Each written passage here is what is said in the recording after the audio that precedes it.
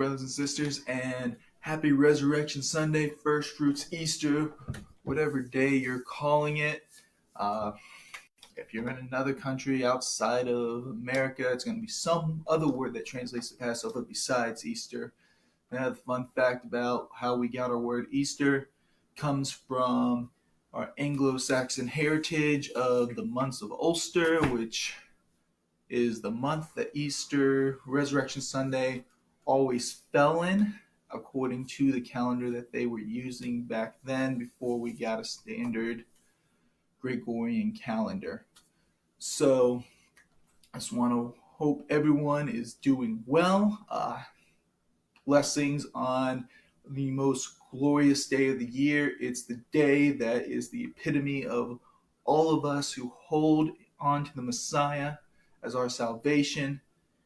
This is the climax, as Paul says, what we all hold to, what we all believe in. And if this day did not happen, then we are the most accursed people without any hope. So one of the things I wanted to kind of take a look at is the unity of the Gospels in their presentation of this story.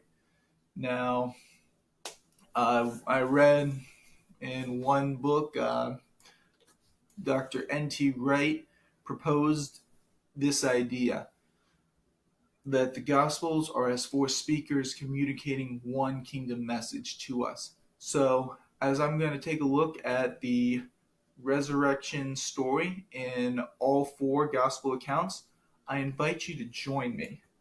Of course, we're going to start in Matthew, verse 20 or chapter 28 today. Now, I'll go ahead and just kind of give you the summary of what we've been doing this week as we've been journeying with Jesus. We started last Sunday with him entering into Jerusalem. In fact, we'll go ahead and get my little map out here that kind of breaks down all of Holy Week here. And show you right here, get it right up on the camera there. We entered in down from the Mount of Olives into the city of Jerusalem, journeyed all the way to Skull Hill or Golgotha. Then we have him placed in the tomb, number 8 here, traditional site of the burial, and he was resurrected on that Sunday morning there. So this is kind of the journey throughout Jerusalem and everything that we had gone on to. And I just want to focus in on the unity of the Gospels and the resurrection story as we read here. So Matthew 28, after the Sabbath ended, at the first light of dawn, on the first day of the week, Mary Magdalene, the other Mary, went to take a look at the tomb. Suddenly, the earth shook violently beneath their feet as the angel of the Lord Jehovah, or Yahweh, better translated, descended from heaven. Lightning flashed around him, and his robe was dazzling white. The guards were stunned and terrified, lying motionless like dead men. Then the angel walked up to the tomb, rolled away the stone, and sat on top of it. The women were breathless and terrified until the angel said to them, "There's no reason to be afraid. I know you're here, looking for Jesus, who was crucified. He isn't here. He has risen victoriously, just as he said. Come inside the tomb and see the place where the Lord was lying, because he's not there. Then run and tell his disciples that he has risen from the dead. I give you this message. I am going ahead of you in Galilee, and you will see me there." They rushed quickly to tell his disciples, and their hearts were deep in wonder and filled with great joy. Along the way, Jesus suddenly appeared in front of them and said, "Rejoice!" They were overwhelmed by seeing him. They bowed down and grasped at his feet, adoring him. Then Jesus said to them, "Throw off your fears. Go and tell my brothers to go to Galilee. they will find me there. And we move on to Mark's Gospel in chapter 16, the resurrection of Jesus. On the first day of the week, as the Sabbath was ending, Mary Magdalene, Mary the mother of Jacob, and Salome made their way to the tomb. It was very early in the morning, as the streaks of light were beginning to be seen in the sky. They had purchased aromatic embalming spices so that they might anoint his body. And they had been asking one another, "Who can roll away the heavy stone for us from the entrance of the tomb?" But when they arrived, they discovered that the very large stone that sealed the tomb was already rolled away. And they stepped into the tomb. They saw a young man sitting on the right, dressed in long white robes. The women were startled and amazed. But the angel said to them, "Don't be afraid. I know that you're here looking for Jesus of Nazareth, who was crucified. He isn't here. He has risen victoriously. Look, see the place where they laid him. Run and tell his disciples, even Peter, that he is risen. He has gone ahead of you into Galilee, and you will see him there, just like he told you." They staggered out of the tomb, awestruck, with their minds swirling. They ran to tell the disciples, but they were so afraid and deep in wonder, they said nothing to anyone. Then we get to Luke 24. Good old Dr. Luke here says, "Very early that Sunday morning, the women made their way to the tomb, carrying the spices they had prepared. Among them were Mary Magdalene, Joanna, and Mary, Jesus' mother. Arriving at the tomb, they discovered a huge stone covering the entrance had been rolled aside. So they went in to look, but the tomb was empty. The body of Jesus was gone. They stood there, stunned and perplexed. Suddenly, two men, in dazzling white robes, shining like lightning, appeared above them. Terrified, the women fell to the ground on their faces. The men in white said to them, "Why would you look for the living one in a tomb? He is not here, for he has risen. Have you forgotten what he said to you while he was still in Galilee? The Son of Man is destined to be handed over to sinful men, to be nailed to a cross, and on the third day he will rise again." All at once they remembered his words. Leaving the tomb, they went to break the news to the 11 and to tell all the others of what they had seen and heard. When the disciples heard the testimony of the woman, it made no sense, and they were unable to believe what they heard. Peter jumped up and ran the entire distance to the tomb to see for himself. Stooping down, he looked inside and discovered it was empty. There was only the linen sheet lying there. Staggered by this, he walked away, wondering what it meant.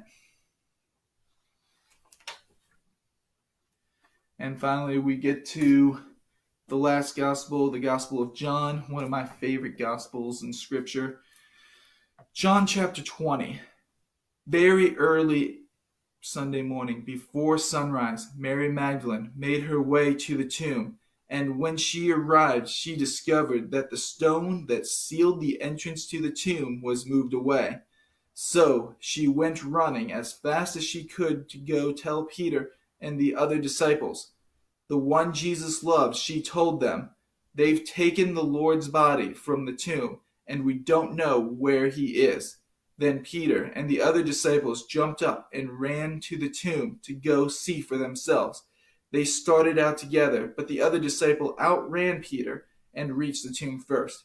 He didn't enter the tomb, but peeked in and saw only the linen clothes lying there. Then Peter came behind him and went right into the tomb. He too noticed the linen clothes lying there, but the burial cloth that had been on Jesus' head had been rolled up and placed separate from the other clothes. Then the other disciples who had reached the tomb first went in, and after one look, he believed. For until then they hadn't understood the scriptures and that prophesied that he was destined to rise from the dead. Puzzled, Peter and the other disciple then left and went back to their homes. Mary arrived back at the tomb. Broken and sobbing, she stood to peer inside, and through her tears she saw two angels in dazzling white robes. Sitting there, Jesus' body had been laid, one at the head and one at the feet. "Dear woman, why are you crying?" they asked. Mary answered, "They have taken away my Lord, and I don't know where they've laid him." Then she turned around to leave, and there was Jesus standing in front of her, but she didn't realize that it was him. He said to her, "Dear woman, why are you crying? Who are you looking for?" Mary answered, thinking he was only the gardener, "Sir, if you have taken his body somewhere else, tell me, and I will go and—" "Mary," Jesus interrupted her. Turning to face him, she said, "Rabboni," Aramaic for my teacher.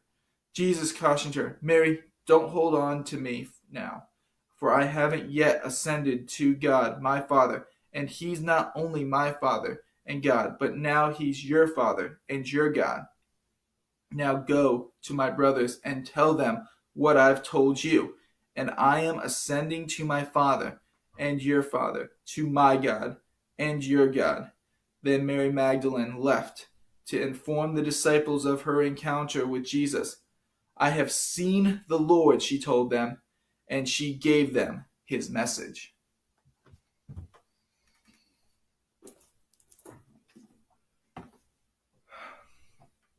Such a beautiful story. I mean, it is the whole encompassness of our faith. And so I ask, what is it that you are seeing as you wake up this morning? Where is your heart as you have this looked for our Messiah, as you see and we rejoice in the emptiness of the tomb? What do we do with that?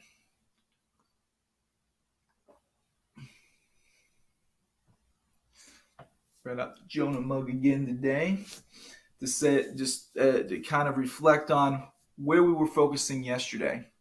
Yesterday we talked about Messiah being placed being in the tomb, the guard standing guard.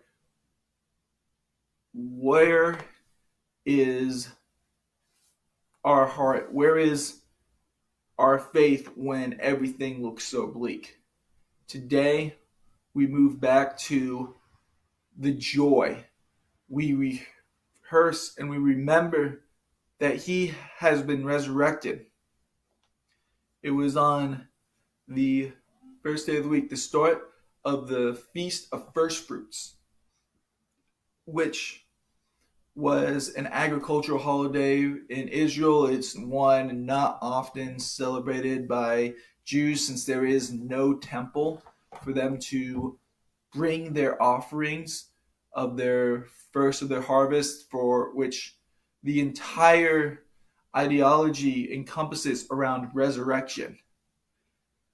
In fact, this is why Paul refers to Jesus as the first fruits of our resurrection. How are we handling the empty tomb today? Well, I'm going to turn back to one of the focuses I picked up on yesterday, which was that of Paul talking about the resurrection. He's talking about Jesus as being the first fruits of the resurrection, being the one raised up ahead of us.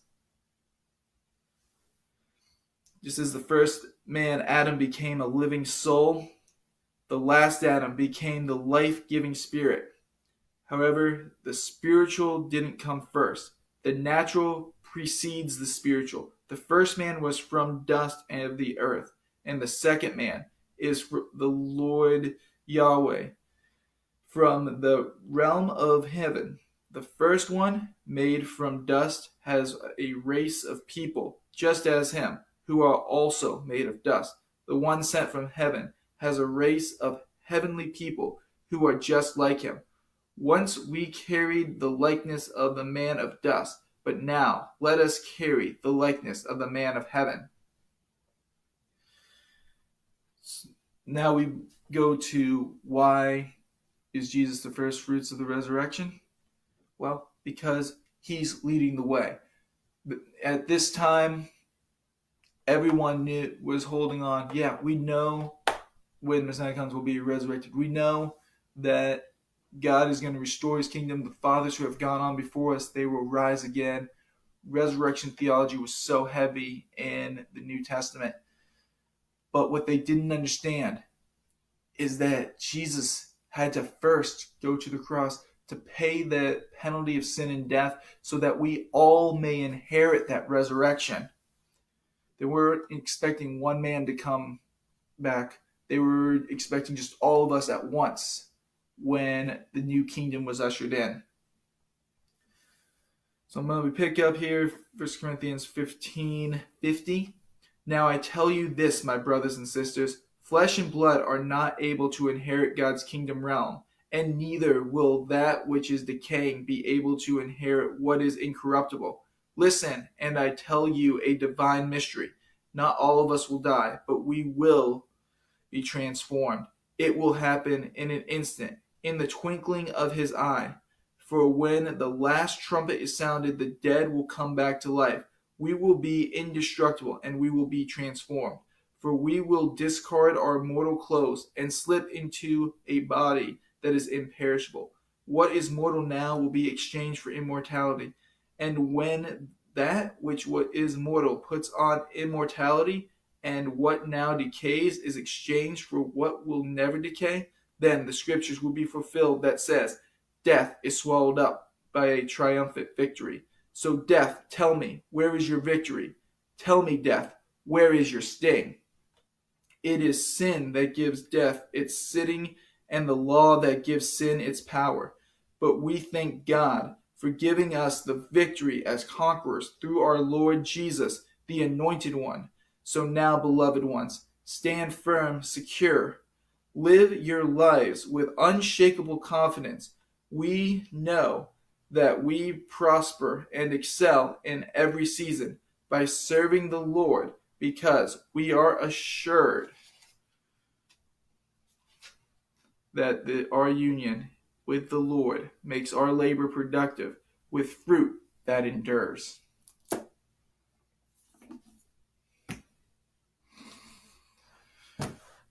So, brothers and sisters, I just hope as we remember the glorious resurrection, as we look back to that story, why did we read 4 different accounts of why Jesus rose and how he rose? Because each one of them reflects something that we need to hold on to. We see that at the breaking of the dawn, now I know a lot of people get all worked up on whether it was Saturday night or Sunday morning. The text would definitely indicate that it was early in the morning at the breaking of the dawn on first fruits, and significant to that is because that is when the high priest reaped the first sheaf that was offered for God as the first crop of the year. There's so much importance when we understand the significance of the way things were done in Israel, where all the holidays were pointing to Messiah, and in the spring and the fall holidays are doing the same for his second coming.